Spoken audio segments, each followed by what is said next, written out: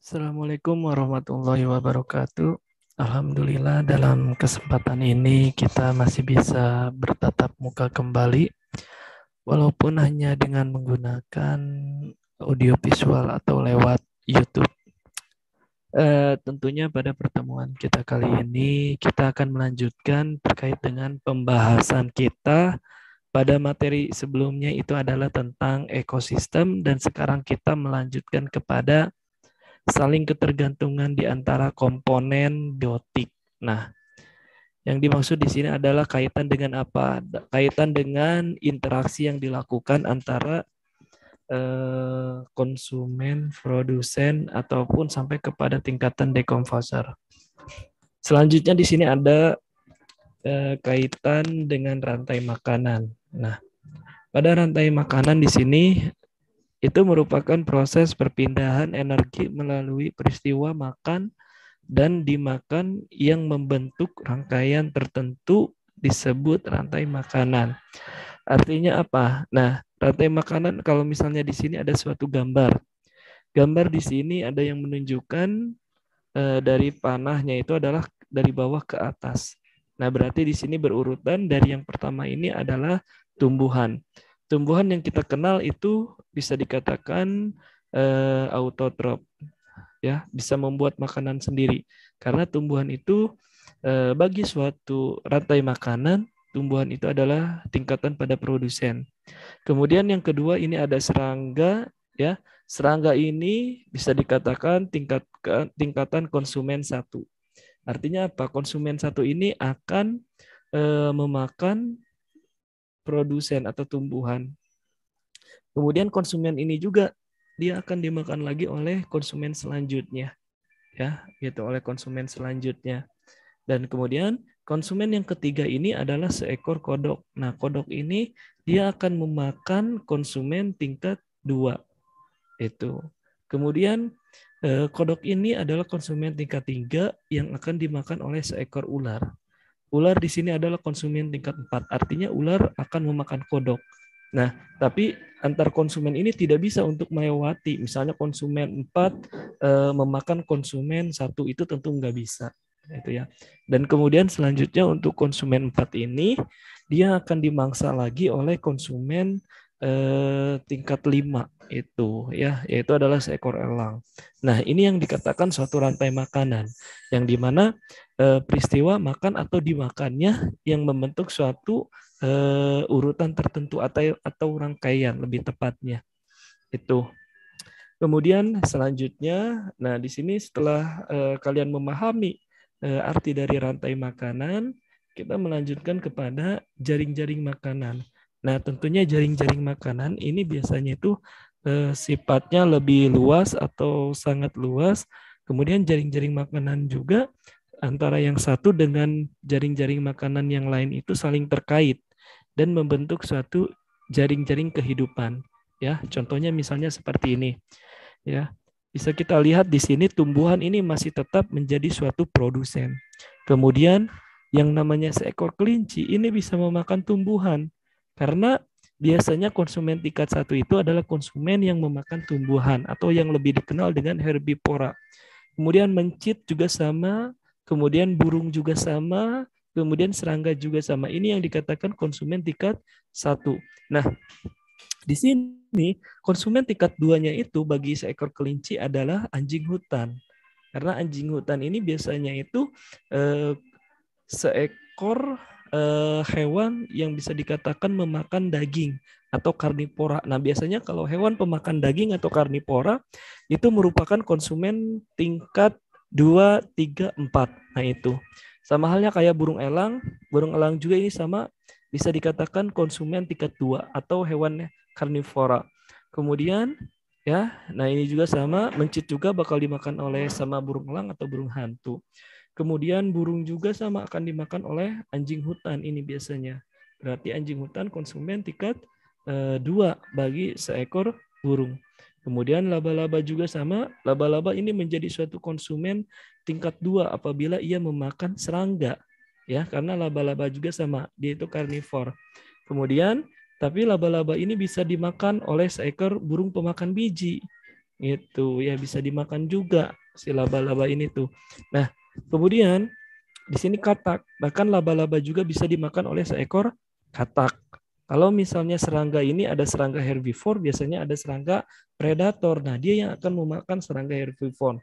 Nah, kemudian di sini katak-katak ini adalah menjadi suatu konsumen tingkat 3 misalnya kalau kita lihat ya, apabila dari serangga herbivore dan laba-laba misalnya. Kemudian si katak ini juga dia juga akan dimangsa oleh seekor ular. Karena si ular ini adalah sama sifatnya itu hewan karnivora pemakan daging. Nah, ini yang dikatakan rantai maaf jaring-jaring makanan. Tentunya dalam jaring-jaring makanan ini berbeda ya, berbeda antara yang satu dengan yang lainnya. Nah, beda dengan yang tadi rantai makanan. Kemudian kita lanjutkan.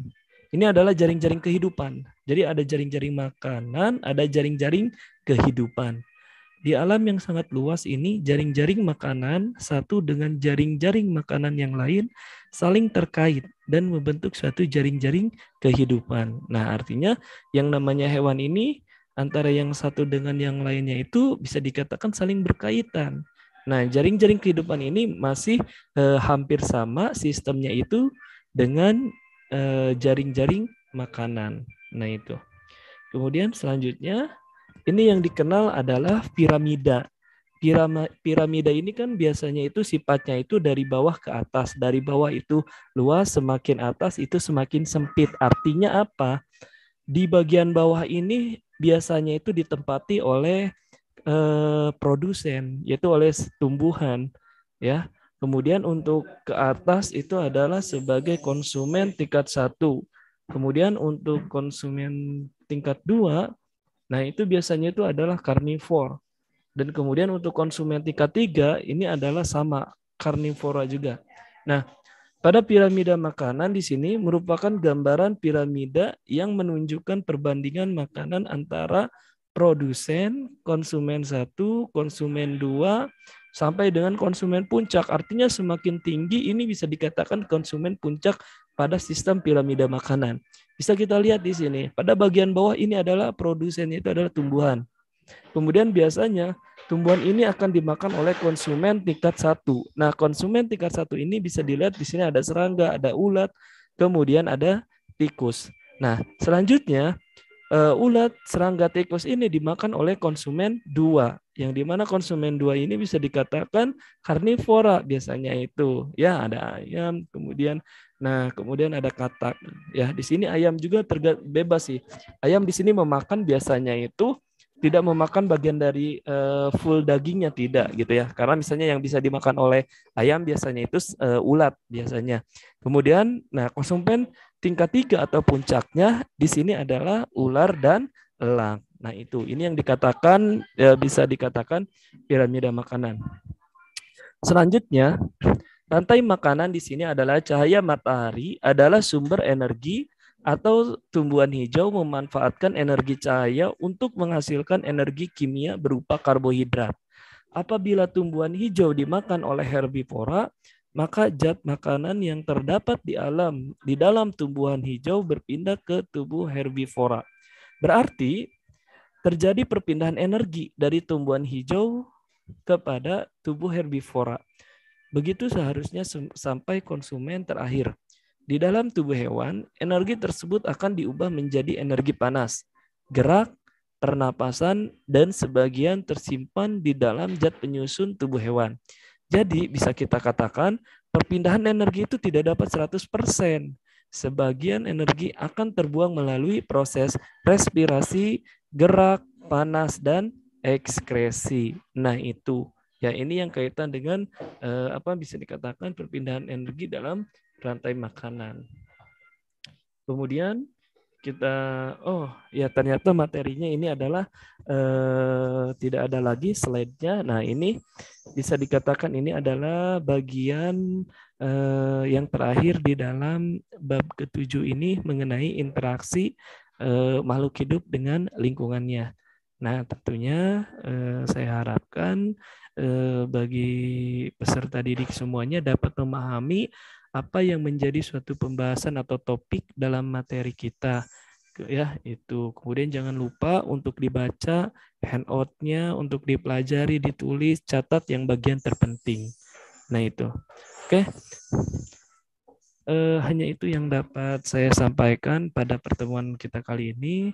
Tentunya sebelum saya tutup, saya akan ulas kembali atau menyimpulkan. Jadi, pada pertemuan pertama kita itu adalah membahas dengan tentang rantai makanan, ya. Itu kita harus membedakan antara rantai makanan, jaring-jaring makanan, jaring kehidupan, kemudian piramida makanan dan perpindahan energi. Nah, itu yang harus kita pahami terkait dengan materi terakhir kita.